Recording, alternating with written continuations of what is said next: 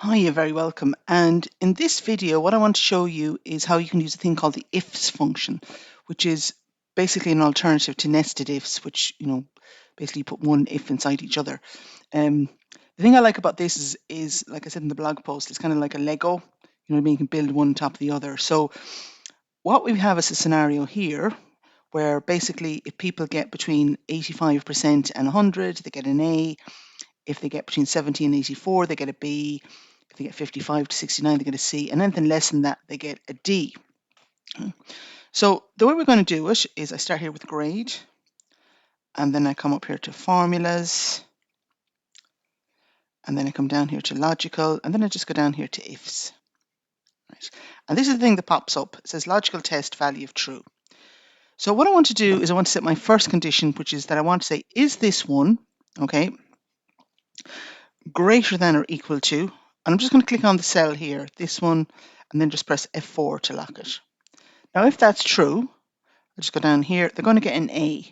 I'm just going to click on the A here and press F4 to lock it. You can also type it in directly if you want to as well. Okay, so let's say this is the first part of the sieve. Okay, that's fine. Now, let's say, for example, it doesn't pass that. So in other words, it's not 85. Then the next question I'm going to ask, is that score there, all right, greater than or equal to 70? All right, again, I lock it, F4. And if that's true, it's going to be B. Press F4 to lock it. Okay, and then I go on to the next one. Okay, so if that's not true either, is that one there greater than or equal to 55?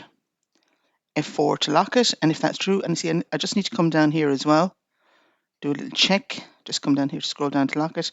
And just remember you have 127 of these. Yeah, don't do that. Just don't do that. Okay, so it's greater than or equal to, let's say 55. It's going to be a C.